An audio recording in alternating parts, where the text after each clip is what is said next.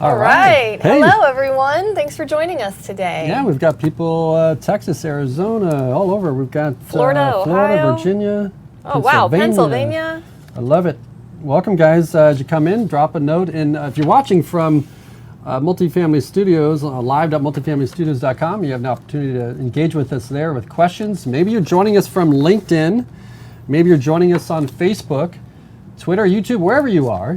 Glad to be with you today. Go ahead and hit the hashtag Multifamily Live, and we'll be able to track the engagement, the comments, the questions that you may have, and some of the suggestions for upcoming shows. So thank you for being with us. It's a great Friday. It is a great Friday. What's new? Gosh, I got an iPad.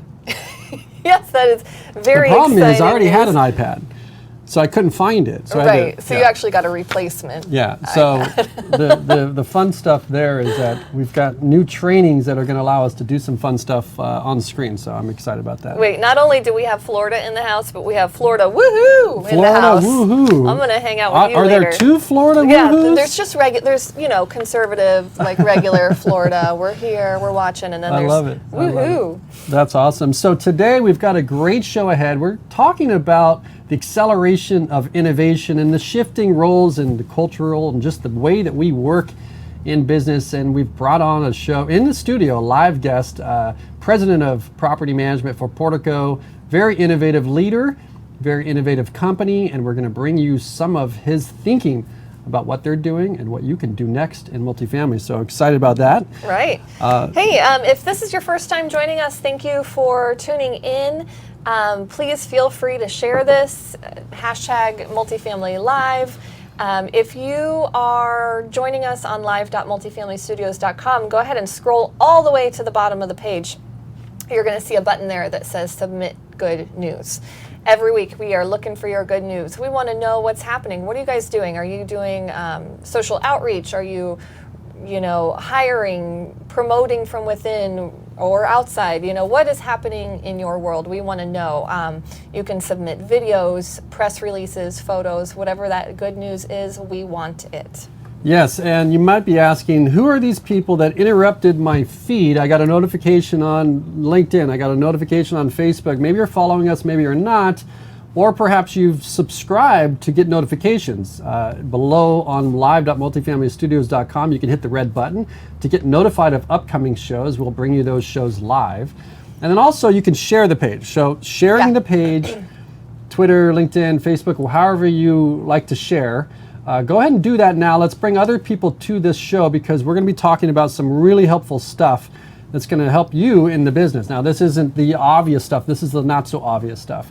And for that, I just wanted to give those that have joining us for the first time an introduction. My name is Patrick Antrim. I'm the founder and CEO of Multifamily Leadership. This is my wife, Carrie, and she helps to gather us around a balanced organization. Right. So, Carrie, hello. Say hello to our new viewers. Yes, thank you guys so much for joining us. So today on the show, I know we already touched on a few of these things, but we've got Darren Williams, president of Portico Property Management. He's going to be joining us in just a little bit. We have some news about the Multifamily Operations Summit, which we'll touch on in just a moment. And we have some good news. So we're going to hit on all those things today. Looks like we've got Washington in the house, Ohio. If you're joining us on Facebook or LinkedIn, please feel free to use the chat area there to submit questions. Let us know where you're watching from. I see we've got Jamin over on Facebook. I know he's watching from Atlanta. Thanks for joining us. Feel free to comment your questions on any of those platforms. Yeah, and you can hold those questions even through the show. We can pull off where you're watching from, and they can go ahead and enter those as we come up. Sure. Some of those have shared some of those challenges before, and usually we end up bringing that some of those solutions by bringing in experts and bringing it to you. So let's talk about the Multifamily Operations Summit. Yes. So this is going to be June 24th and 25th. Registrations are absolutely on fire. Yeah, they're flying in. This is by far 10 times more big. It's going to be 50 times the audience. What we've done here is, if you think about multifamily, there are 17 million people that just come together to make it all go around, from construction and maintenance, operations, leasing, finance, whatever you call it. And I think there's actually more than that, because there's the layers out there that it's kind of like a car. There's 3,000 people that come together to make a car. Wow. People don't think about, the manufacturer of the rubber that goes into the seal that goes into the knob on the radio. There's a company in Michigan that actually has a big industrial building. I know, because we used to lease to some of these things, to businesses. And so the industry of multifamily is much broader, much bigger than you're probably thinking.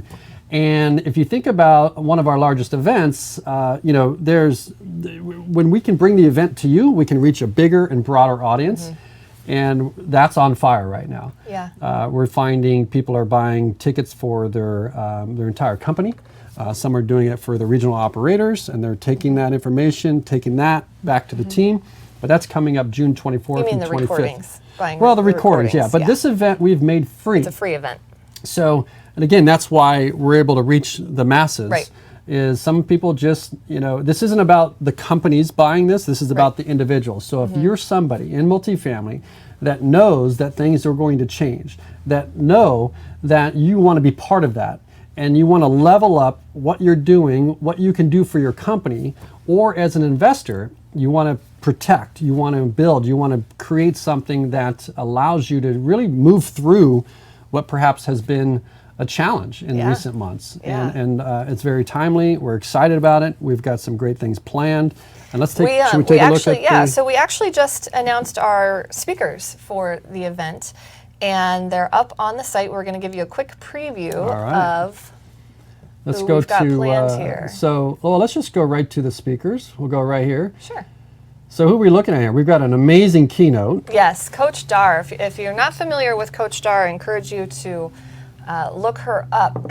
She is going to start the show off with a bang, I'm pretty sure. Yeah, now Coach Dar helps not only high performance peak performers, but she helps organizations from like NBA and teams, not just, on how to level up that mindset and really capitalize on your human capital. What are we doing so that when things like what we've just gone through or what we are going through, and we haven't seen the depth of it yet, and that you want to have a full mental capital. You want to be, full of energy, full of, mindset to make sure that the people that are counting on you, they're showing up for your best self, and you can lead teams, and you can, weather any storm. So, and then obviously some other great speakers here. We've got presidents of companies, Jamie leading talent and development for Lincoln Property. She's going to be joining us. Amazing human being, amazing research and education that goes beyond multifamily, her background,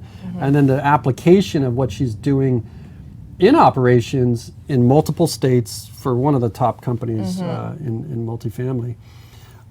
We're talking with Leslie Bryce, John Griggs, CEO, co-founder of Presidium, Demetrius on access control. Things are changing. You're thinking about those virtual tours.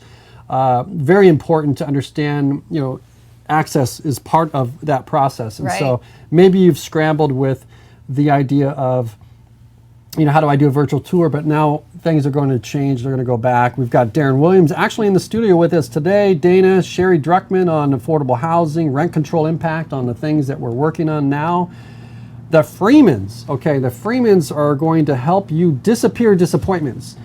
So that's with residents, with investors, with employees. If you have an expectation about something, they are going to bring the value, and they're working on something big right now. I can't tell you because they're going to be talking about their book launch, but the reality is, well, I'm not going to tell them what the book is, but that's coming next February. But the reality is the Freemans are going to bring some heat on how to give you the tools, capabilities, and confidence to disappear disappointments in people. Awesome.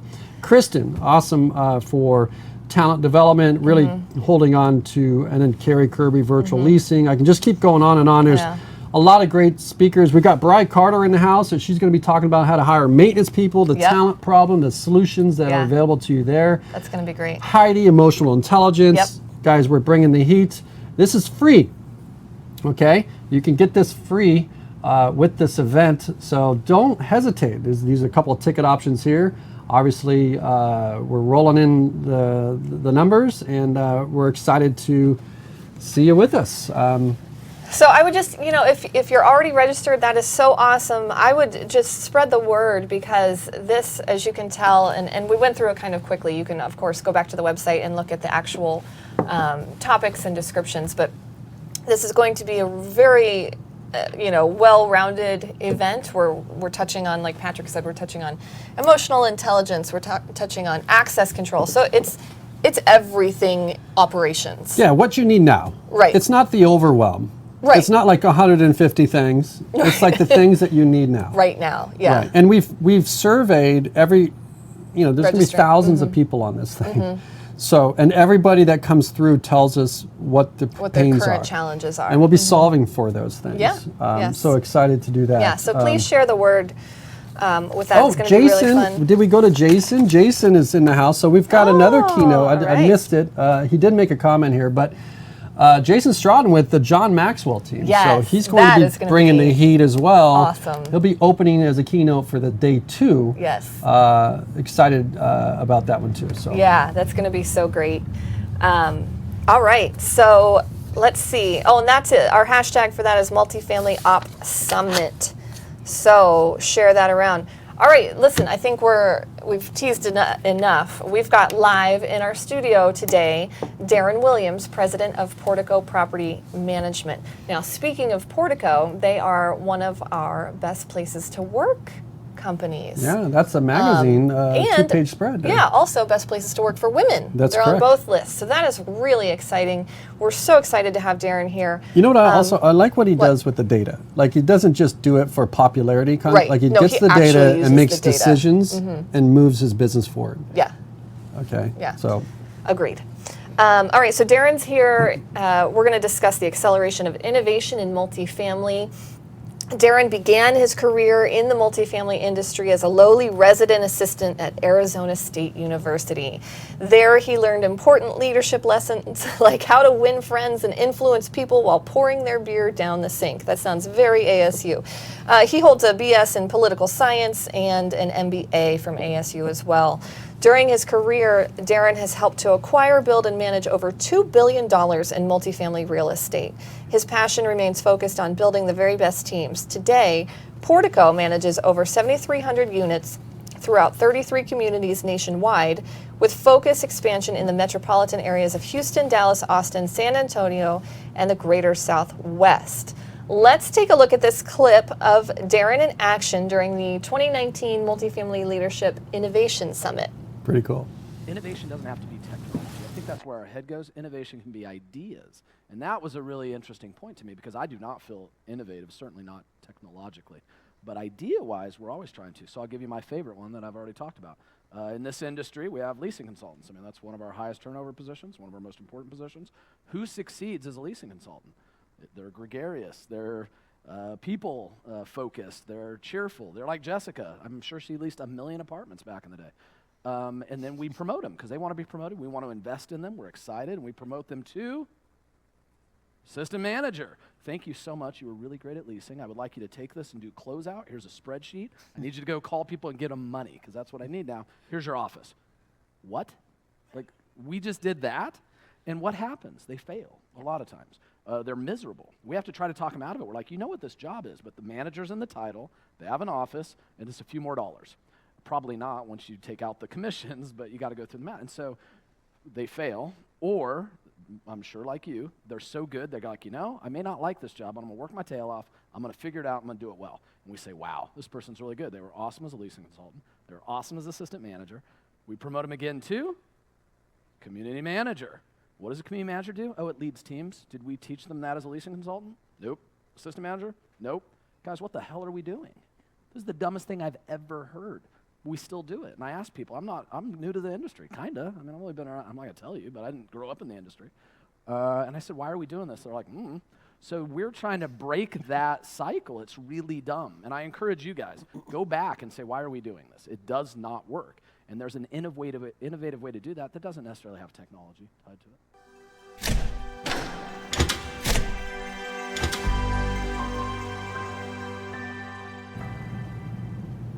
Wow. All right. Why are we doing this? From Darren Williams, I love it. Innovative Yeah. technology, talking about the assistant manager role. different thinking. I love it. And Challenging. innovation doesn't always Yeah. mean technology. I mean, Yeah. he's absolutely right about that. Well, let's go to Darren. Darren, glad to have you in the studio. Awesome to be with you, man. Patrick, Kerr, it's good to be here. Thank you. And I just realized that I'm wearing exactly the same shirt and jacket from that clip, which means I think my teams are going to start a GoFundMe page so I can actually go get another shirt. I promise next time I'll have one for you. How are you guys today? We're doing great. I'll tell you, what you were talking about there, about like that was forward thinking. Now in a situation where we've been forced to think differently and change and evolve as a company. More importantly, where have you found the next 25 hours that you've needed, right? Yeah. With this whole COVID thing, like we never expected to be able to position, pivot. Tell me the impact to what's happening in your world in the last 6 weeks. Yeah, I mean, look, it's been a crazy 8 weeks. Certainly has impacted multifamily quite a bit because we're considered, and we fought to be considered, by the way, frontline associates. Certainly not the same as EMTs and police and doctors and nurses. My heart goes out to them. They're working very hard. They're in a very vulnerable class. They can get the virus. So they're doing some really heroic work. However, at the multifamily level, these are people's homes. We've got to be there. We have to be ready to make sure packages arrive. A lot of folks, it's food and medicine. That's how they're getting it. We've got to make sure we're still doing emergency work orders, those type of things. So we've fought to be essential personnel. Because of that, it's definitely been a lot of work, but that's great. I mean, not complaining one iota. There are industries that have essentially been shut down completely. Yeah. We're very fortunate not to be in that case, but it's absolutely been a lot of work. We've had to, on the fly, determine how to run out a lot of policies, and a whole new world's set. So yes, definitely a lot more work. We've been moving very fast, so innovation at the fastest pace we can. Making a lot of mistakes, that's part of innovation as well. Saying, okay, we tried that, screwed it up, didn't work, let's pivot very quickly. So it's been a crazy 8 weeks for sure. Yeah, so you've been one of those companies that looks ahead, and I know you study other industries. You always are giving me ideas around Amazon and other things that you're tracking. And so now that this sort of shift in our focus, shift in our priorities, innovation was happening quickly before all of this. So talk to me about what you believe is the speed of innovation now that we're in this state. Yeah, it's nice of you to say. We don't particularly feel very innovative at Portico. We try, but we're always, and frankly, I think about the things we're missing more than I think about the things we're on top of. I would say innovation has been speeding up in multifamily a little bit because we were so far behind for so long. So last 5 or 10 years, we've certainly been on a faster pace. It's now gone to rocket speed. There's no doubt about it. So I would say a couple things. First and foremost, most properties and most companies weren't really ready to go to full-scale virtual leasing. They just weren't. We weren't.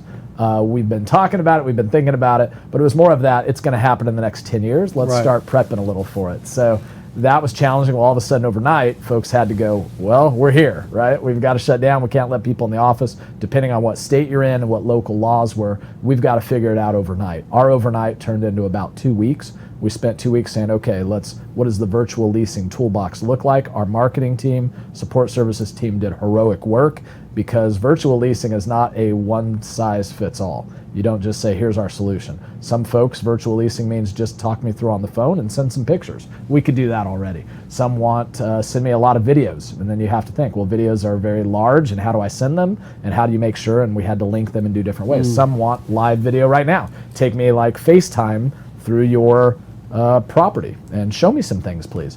But every single time innovation happens like that, you have to think about the 5 or 10 things that can be problematic. So a lot of times they'll just say, we'll do FaceTime. Well, that means, do we have FaceTime? Do you have an Apple product? If you do we really want our leasing consultants using their own phone? Right. We don't. There's a liability with that, right? What if now some prospect is hitting them up at midnight? So we don't want that. So that is one of the biggest challenges with innovation is you have a prospect that says, well, just FaceTime me.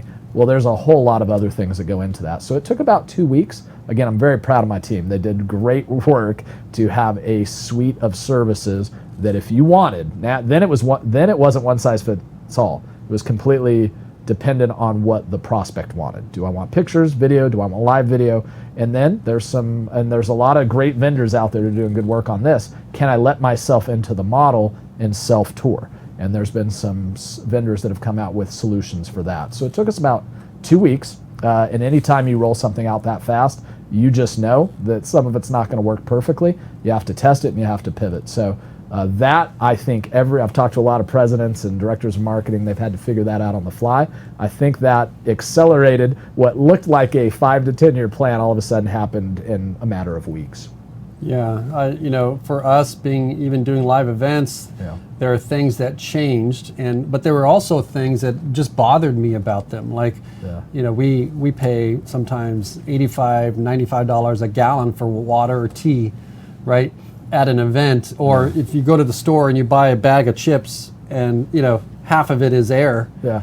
So, like, as consumers, we've tolerated certain things, like outside our industry, right? But then this disruption, before it was the taxis, we tolerated wait times or, smelly cabs, whatever you call it. And consumers tolerate these things because they have to. Well, now, have we tested our assumptions on how we operate as operators, but also our residents? They're going to expect, like, hey, you've done this already. I've been able to virtually see this thing. I can lease from anywhere. Why do I got to go see 10 of these deals and then narrow it down? And so what do you think? Are we going back? I don't think so. And first, you told me that the other day that sometimes at a conference you have $85 gallon of water. I promise to never drink your water ever again at another conference. I'm going to bring my own. I really feel terrible about that. So, no, I don't know how we go back, Patrick. You don't put the genie back in the bottle. And I think I couldn't hear the clip you were showing. I talked about it last time I was with you, that our prospects are not judging us against other apartment complexes. They're judging us against every other company. The world is at their fingertips. I mean, think about in the last 8 weeks, you guys haven't gone out as much, but you didn't stop living. Food was delivered to your door. Monitors, there's about 20 in here that were delivered to your door. We have the world at our fingertips, and once you have that, that's your new expectation. I mean, think about the last time, seriously, that you tried to pull up a video on your phone and it took 5 seconds to queue. Right. You got impatient, didn't you? Where is it? It should take a second. So once you have that, you don't go back. And in fact, I would argue that, and I'm nervous saying this because coronavirus is a terrible tragedy and it's affected the entire world. I think the death count's up to 300,000. This is horrible. Terrible. But with any tragedy, then opportunity comes out of it. And you need disruption a lot of times to innovate. I mean, when you think about it, and it was a book a couple decades ago, I think, called The Innovator's Dilemma, that talks about once you become a successful company, it's hard for you to innovate because you're so focused on your current products and people and systems and processes and customers. You're not out there, it's working. So you're trying to you're not trying to build a better mousetrap, you're trying to improve your mousetrap and make sure your clients are happy. Well, because of that, you're not thinking about the next thing. It's another company that comes along and does that. Happens all the time. Companies know this, by the way. So Google, what did they do? They actually broke off their company. They created Alphabet and said, we're going to have a separate company that just worries about innovation. That's how you have to do it. And so if you can't create disruption in your company, you take disruption as it comes in the world, and you have to innovate. Would we have rolled out virtual leasing in 2 weeks this year? Absolutely not. We had to. Well, now, why would we go back? Now, that doesn't mean leasing consultants are all losing their job. What it means is we have more options. We have more tools at our disposal. I believe that this moved many industries forward rapidly. It killed some industries. I don't want to talk about those because I'm sure they're terrified. But in our industry, it just forced us to reckon with, these are the challenges. We better figure them out fast, and we're not going back. We'll look at ways to improve that, but ideally, because the world is full of different people, in our apartments, we have 18-year-olds to 75-year-olds. They all want something different. So you can still come tour, but you can also do it in about 10 different ways. I think we've made it much more easy for our prospects and more tailored to their preferences, and that's a good thing. Yeah, and you're managing for other investors, even multiple investors, and I'm sure you're fielding those questions, and it's so early in how all of this really truly shakes out in terms of, the strength. Was this a move where, again, we just recognized to the investment community that multifamily is, again, the place you want to park your capital? At least maybe you're not getting the IRRs or the cash on cash returns that you maybe planned in the pro forma, but you're also not seeing it go away like the retail No. and maybe even office. I mean, I think we've tested the assumptions Yeah. on what companies need to operate. You're talking about going back leasing for how we operate in the leasing offices. Maybe we need more or less, whatever that is. Maybe it does come back differently. But what about those companies that are the employers of our residents, right? And so how are those businesses changed, and what impact does that have, even on our ability to grow rents if many people are unemployed now? If things do come back, maybe they come back differently, and how that impacts, our pro formas or our P&Ls, all of those things, those matter. I'd love to hear what your thoughts are. A lot to unpack there, and it's a really good question. I would say first and foremost, I do believe in the vehicle of multifamily very much. People have to live somewhere, right? And especially in the markets we operate in, we're very much in the Sun Belt, so that's Texas and Arizona and Colorado. Folks are moving there. They need a place to live. There's not enough single family housing, certainly not in the urban areas they want to be in. You can't even zone that way. So the future is very bright. I think we've been fairly insulated. Has it hurt us? Absolutely. But yes, I have friends in the office space right now that are terrified. They're saying, well, all these Zoom calls, are their CEOs starting to go, well, wait a minute, why am I paying $20,000 a month in rent if we just had all these Zoom calls? And so I think it is, this disruption comes, there's winners and losers, no doubt. And so multifamily, I think's weathered it pretty well. I was looking at our numbers today. We track collections daily, like everybody else in multifamily now. Never did that before, but I have a daily report on my desk now that says, what is collections? In May, collections were actually better than April's. They're about 91% in our portfolio right now. We expected more disruption, but some of the government programs, the surplus, the unemployment is hitting, and so the folks that have lost their jobs, which are substantial. I mean, a lot of apartments, it's very service industry, so you've got folks that are bartenders and pilots, and they're furloughed, and they're starting to lose jobs, or some of their income starting to hit. So I still believe it will impact multifamily, just not nearly as much as any other area. Yeah, and let's dive back into really operations. So we're talking about all these behavioral shifts that we're reacting to because we have to in this recent activity, but the customers are shifting as well. And like you said, the obvious is they're shopping online and doing all these things, but the roles in which we manage people, like I know offline you and I talked, and even in your clip we talked about the assistant manager and the career path.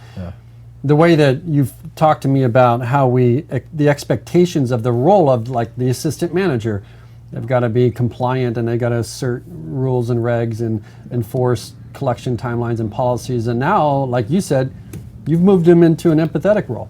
We had to. So that was one of the first challenges we noticed. It's always interesting. You're trying to hire a certain skill set, and assistant managers typically, and we are trying to change that a little bit, but it's slower. Typically their role is a lot of collections. They're doing the financials, closing out books, but their job's to go get the money. So if somebody's not paying, before you wanted somebody that was fairly firm. Hey, yes, I hear your story. I'm so sorry. Of course we have empathy, but you have to pay or I have to move you out. I go to court and I evict you. Well, right now, we can't evict in any county that we are in. I think that's the right call, by the way. The government has said, let's not kick people out when they've just lost their job, and we agree. But if we can't evict, well, then the skill set of our assistant manager just changed a lot. We used to want somebody that was pretty black and white. Yeah, here's the rule, and I have to enforce it. Well, now the rule doesn't exist. We can't kick you out or evict for months, and we believe in that. Well, all of a sudden, we've been training them to do that. That's the type of person that we wanted to hire. What do we do now? And so we had to change our entire approach. Our approach became very empathetic, almost life coach, I think was the word I used for you yesterday. We had to say, we're so sorry because this is terrible. First thing we want to do is if we have a resident that's losing their job, what a terrible thing. I've been laid off twice in my past life. It's horrible. And so really we wanted to start with empathy of we're so sorry. This is really stressful. Not just stressful that you're losing your job, but now there's this additional stress, which we're all feeling. The kids aren't in school. I'm homeschooling them. Am I going to get sick? Is my mom okay? There's so much stress on our residents and just everybody in a capacity that we've never seen before. So all of a sudden we had to go from let's not be black and white, let's be very empathetic, let's be solution oriented. So what we found is a lot of our residents, Patrick, weren't even aware of some of the resources out there. So we had to now say, hey, do you know that you can get unemployment? It's actually been extended. Let me show you where you can get that. Let's help you get that. Not just to pay us, but to help your entire life situation, which of course you're going to use some of that to continue living here. So we really had to pivot immediately. And then it was, well, do we retrain all 39 assistant managers very quickly? Or do we start to centralize some of these functions? And so we did. On any property that was struggling with collections, we started centralizing that call function, have people call out and say, hey, let me introduce myself. I'm with Portico, and I can help you find some of the resources so we can give you additional funds, some to pay rent, but also to just help your family. So we had to pivot almost overnight, and I know a lot of our peers did as well. Yeah, I'm wondering, like, that's got to be like leaders are thinking about how to think about what's next, this constant move, and bringing in these emotional elements to shifting an organization. Before it was just like transactional. You got right. Well, he said a profit and loss little and more stuff black like and white, but now you're bringing in such a human element, and which is a positive, Carrie. And it's Yeah. good to see you. I'm glad they let you on the camera. Oh, yeah. It is a positive. I will say the other thing we had to do is just ask for forgiveness from our associates and teams and residents to say, we're moving fast, we're going to screw up. I mean, we flat out, we had a video call early on with our managers and said, we're going to try to be innovative, we're going to try to move fast, we are going to break things, we're so sorry. Raise your hand very quickly when that happens, point out this is not working, and we'll pivot again. But we just had to say we're sorry in advance, because when you move that fast, people aren't typically used to it. Right. And you are going to screw some things up, and you can't wait for perfect. So we just told them we're going to screw up, we're sorry, let us know, and we'll continue to tweak as we go. Yeah. Good stuff. So let's talk about talent. All of this happening, what do you think about, like before it was like, how do you get talent? Where do you find it? Yeah. The demand for it, everybody's at work now. You've got 20, 30 million people out of work and they're rethinking what they do. Yeah. Where are we with all that? Yeah, it's tough. I always feel bad when I'm thinking of a silver lining in a really negative time, because I fully realize how negative it is. However, as you know, because we've talked a lot about this, we had 3 major initiatives at Portico this year. I always keep it to 3, maybe 4. My team wants like 20, and I'm like, let's calm down. If everything's important, nothing is. But one of our major initiatives was that we wanted, by the end of 2021, 30% of our hires to come from external industries. We have a talent gap. We continue to grow very rapidly in multifamily. We don't have enough talent. So I've always said, if you can run a Gap or a restaurant or a bar, you can come run in apartments. It's not that much different. If you have that talent to build teams and have good customer service, that's going to translate very well. So we had already put it on the books. We were already working on our marketing and branding packages to go out to hospitality, to retail, to restaurants. And our biggest concern was convincing them that this was a career path that, one, they could be good in. They didn't have to start at the bottom, right? That's the thing. When you think about, well, I'm going to jump careers, you always think, shoot, I got to start over at the bottom. And did you see I didn't cuss for you, Carrie? Yes, that was just I appreciate for you. that I said so shoot. much. I didn't even know it sounded weird in my mouth. Really trying these days. So they worry about that. My biggest concern with that initiative, Patrick, was how do we convince them to jump, that this is a good career path for them. Nobody thought about it as a career path. We were really trying to solve that problem. Today, I'm not worried about solving that problem.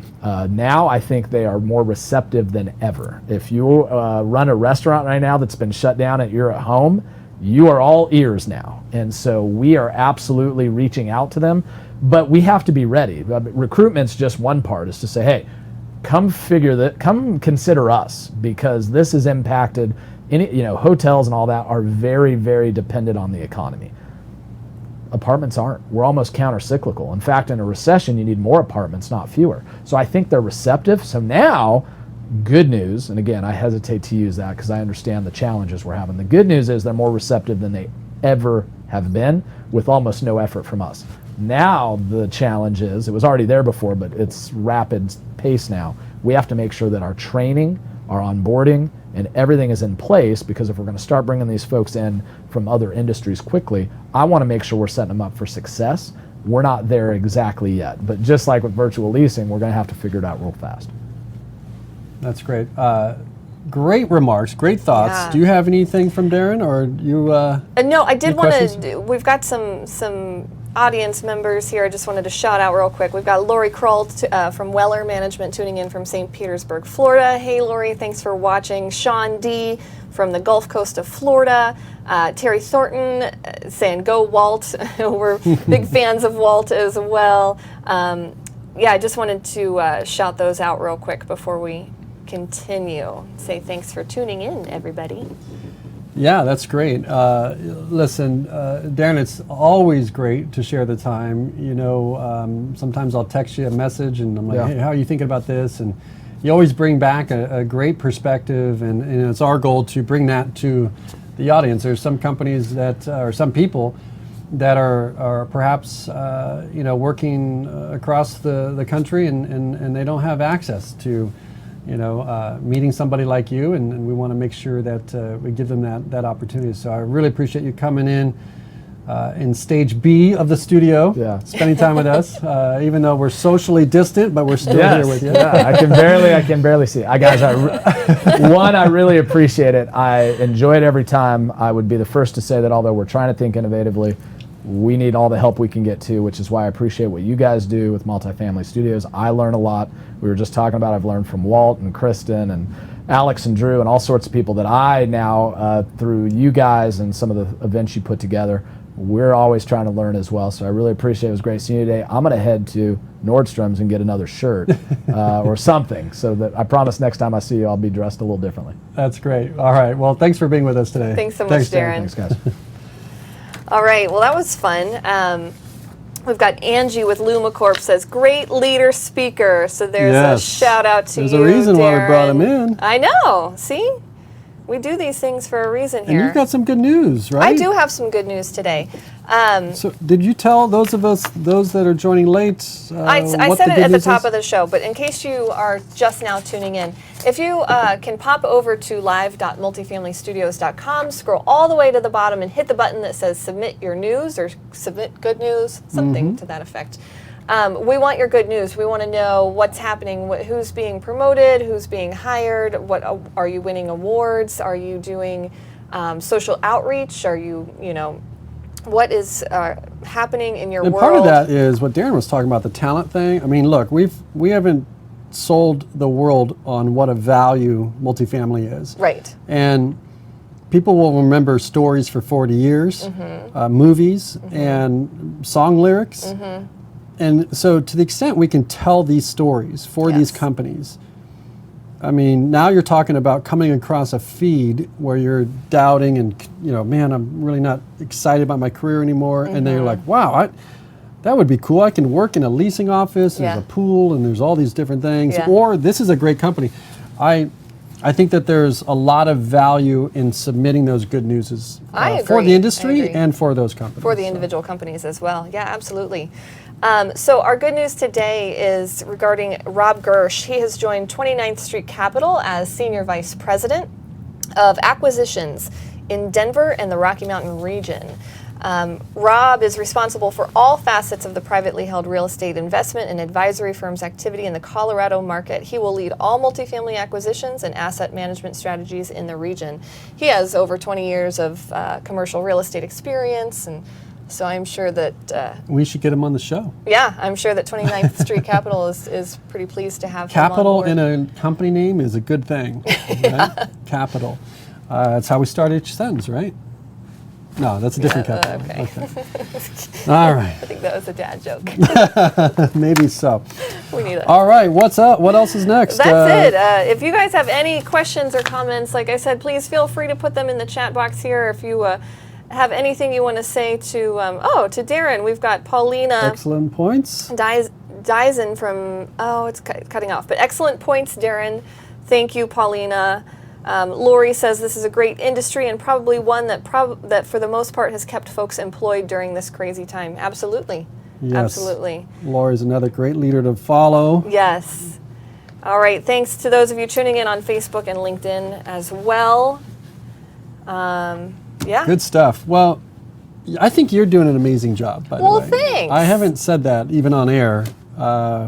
And the rhythm of our shows, we have a full production here. We have seg sheets that are produced for us, stories that are lined up. a process to automate how we get information, verify, fact check, all that stuff. We don't do a lot of like that. It's usually it's on multifamily biz, and we trust their authority to serve the millions of people in multifamily. But Yes. I think you're doing a great job. Well, thank you. I appreciate And the that. reason for that is, like, when I come into the set, the show is running smooth, and you bring a great dynamic, I think, to the conversation, and I appreciate you. Well, thanks. I appreciate you saying that. All right. All right. We'll see Well, you that was guys, in the next episode. Thanks, everyone. great time. We'll see you next week.